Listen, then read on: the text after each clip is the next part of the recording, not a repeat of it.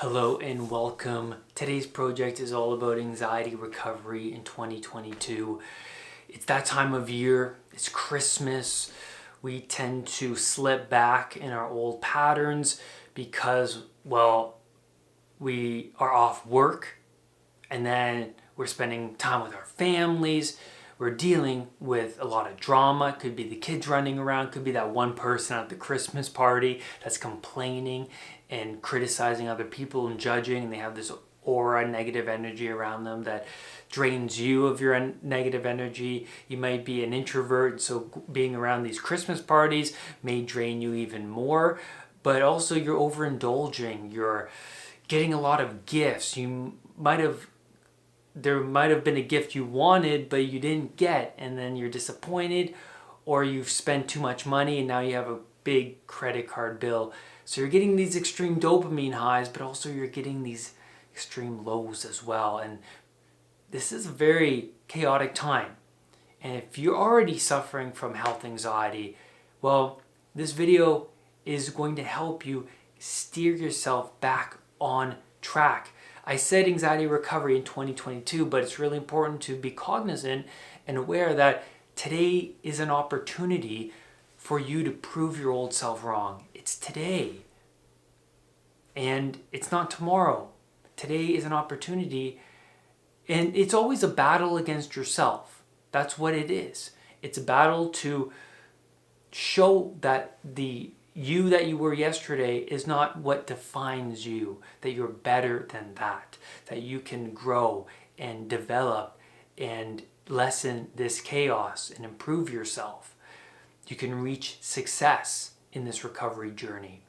The first step to anxiety recovery that I want to talk about in this video in 2022 is to set your aim. Make sure you have that focus. Where are you going? What is your path? Do you have a target? Because we're goal-oriented creatures. Because what happens when you graduate university? You have a big problem on your hands because the goal was to graduate, and now that you graduated, what's the next goal? Right? And so when you... And Christmas is like that too. There's this big hype and the goal of getting everybody the right gift, and you got somebody a gift that they always wanted, and then once you give it to them, it's like, okay, then what? Right? It's like, what's next? And so for me, during this holiday season, I kept my focus on, okay, what do I need to work on? I know there's all this fun stuff happening, but for me, what do I need to work on? My mindfulness. Okay, I got to make sure I practice that during the day. I have to make sure I meditate and do all of my routine in the morning, which I don't skip, by the way, no matter where I am. And I have to focus on the challenges that I want to face, because I know for me that challenges are important. It keeps me mentally tough, whether it's cold shower challenges or writing something like an audiobook I'm currently writing. So I've been doing that during the holiday season, which kept me focused on challenges. So yes, during this holiday season, things get too out of control, and to get back into a disciplined routine or even going back to work, there's much more resistance to that because you were just on Pleasure Island for a few weeks. And so keeping your aim in sight is really important. How can you do this? So you're suffering from health anxiety, you're suffering from anxiety, everything is so, your body's tense, you're getting all these symptoms, you're on Dr. Google all the time. And what can you do now to lessen this in regards to aim? Well, make a contract with yourself. And I loved doing this at the beginning of my recovery. I wrote out something that said, I dedicate 3 months to overcoming anxiety, and I signed my name and I dated it and I put it on my wall so I could see it. This is what I want in my life. I want to improve myself. And so I wake up and I see that and I'm like, this is what I want. This is what I'm dedicating my time to. And I felt like my time became more worthwhile. Like, I woke up not feeling like I was in a limbo anymore, that I had some sort of direction. And that makes an extreme difference. Because people who are suffering from anxiety, the people I've coached, they're in a limbo. And it's not good to be there. It's hell. And I've been there. The second step in 2022 is to watch how you're spending your time. This was big for me because I was waking up, throwing off my covers, eating whatever's in the cupboard, downing a coffee full of sugar, going to my friend's house, smoking weed, not doing much with my life, avoiding work responsibilities. I was in an extreme limbo. Indulging in impulsive pleasures, another one. And when I decided to write that contract and dedicate myself to YouTube videos of people who overcame anxiety, I noticed that I started to feel like I was finding answers and my anxiety was lessening a little. And when I noticed revelations happening that, oh, this isn't a real illness, this is my anxiety causing this symptom, and when those revelations started to occur, I knew I was on the right path. That and those dopamine highs from those revelations kept me on the path. When you keep discovering things about yourself that you didn't know before and lessen your anxiety, you are more motivated to find more answers. And that's what happened with me. I became obsessed with discipline, the idea of this, the idea of reaching this higher self. And I loved people who talked about the little steps to get there. When you're around people who to talk about the end goal, that's not a good idea. I understand that, that's a place where you can end up, but to an anxiety sufferer, the bar is too high. How am I going to get there? What are the little steps? The little baby steps. For me, I went to the coffee shop and I started to read a book there. So because I said to myself, okay, I have a hard time concentrating on something. What's a good way to concentrate on something and challenge myself to something? Well, going to a coffee shop and reading. The old Brad didn't read. So I was like, this new Brad, I'm going to read. Let's see what happens. And then I started to notice, I feel really good about myself. I just spent 2 hours down the road at a coffee shop reading a book. I never did that before. I feel really good. I read 20 plus pages. Man, that was awesome. I had trouble reading before. And now, when I replaced reading from spending time with that negative friend, I noticed the chaos during the day lessened substantially. I felt calmer. I felt like I was activating this new system inside of me, which is your rest and digest system, by the way. That was being active. Sitting there with my coffee, I started to notice that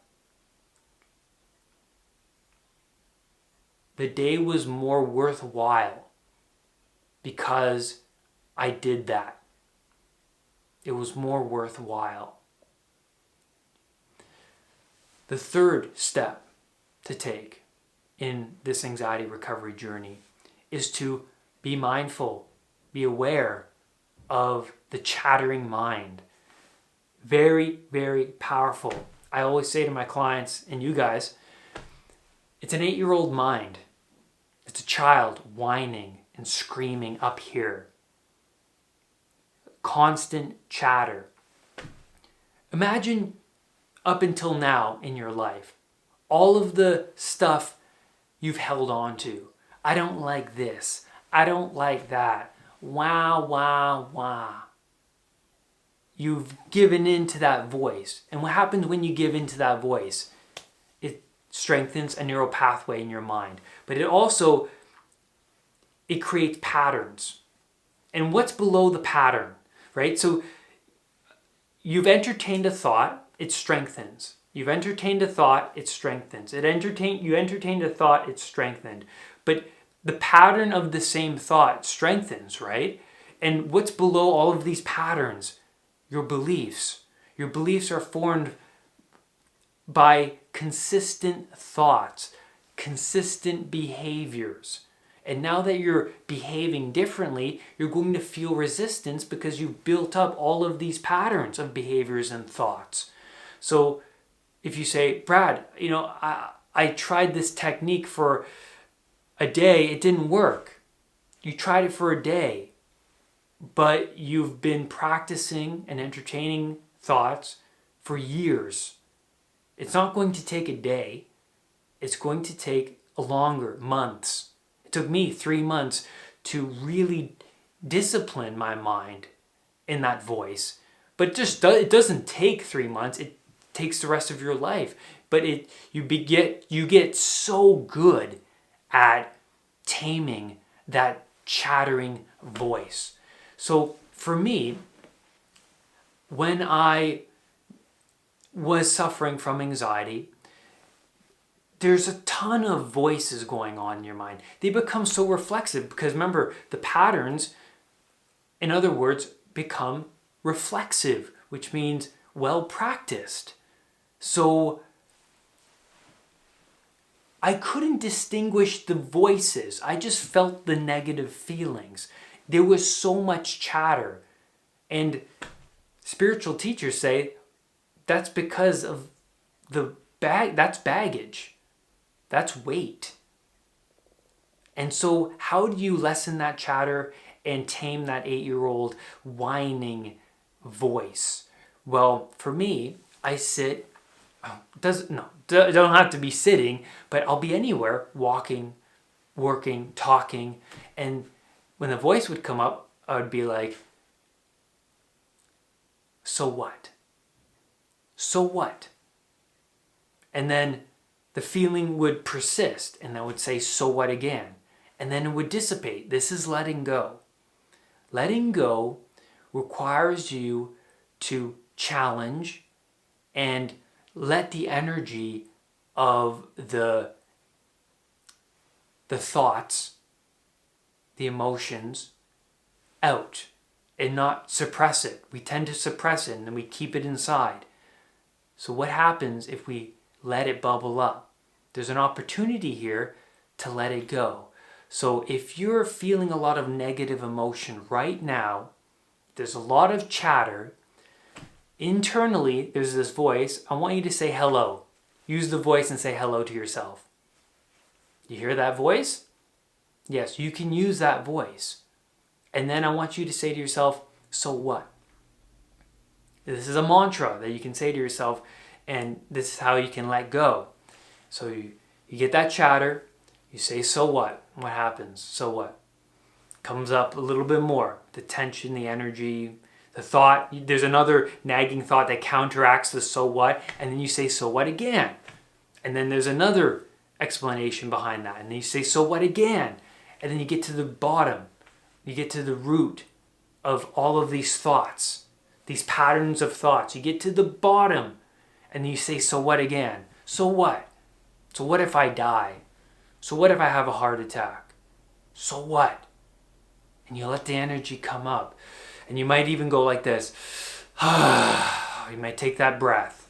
Or you might have a shiver. I have shivers sometimes, and that's the sign of releasing that. And the more you challenge, the more you surrender, the less emotional attachment you have over to these thoughts. And you'll notice the more you do this, eventually, it won't be there. What happened? You've just been ignoring it Well, not ignoring it. You've just been flicking that 8-year-old chatter away. So what? Well, I found there. So what? Well, so what? So what if I die? So what? You get to the root cause. So what? So what? This is all happening internally. So if you catch yourself in a negative state, thoughts led you to that negative state. So bring about that thought, bring about the voice. So what? Bring about that mantra. If it kills me, let it kill me. If it kills me, let it kill me. If it kills me, let it kill me. Bring it about until your emotional attachment, until the thought, the nagging thought, dissipates and disappears. You're disciplining this 8-year-old voice. That's what you're doing. You got to keep disciplining that voice. Remember, if you come to me and you say, Brad, I did it for a day, just voice is still there. That's because you got many voices. You've had 20, 30, 40 years of this nagging voice. There's lots to, you solve one nagging voice thought, and then another one pops up. You're driving down the road and someone's driving 10 below the speed limit and you get upset and you curse. Well, there's that you have to contend with. So what if he's driving slow? So what? So what? And then you start to relax, because when you relax, that relaxation, when you say so what, is counteracting the stress response. Your sympathetic nervous system is active when you are engaging in this nagging, chattery voice. It's active. But when you start to engage in this new voice of so what, and you start to feel, you take that breath, that's the relaxation response. Completely counteracted your stress response, and you'll feel better. That's the path to enlightenment, and that's the path to anxiety recovery.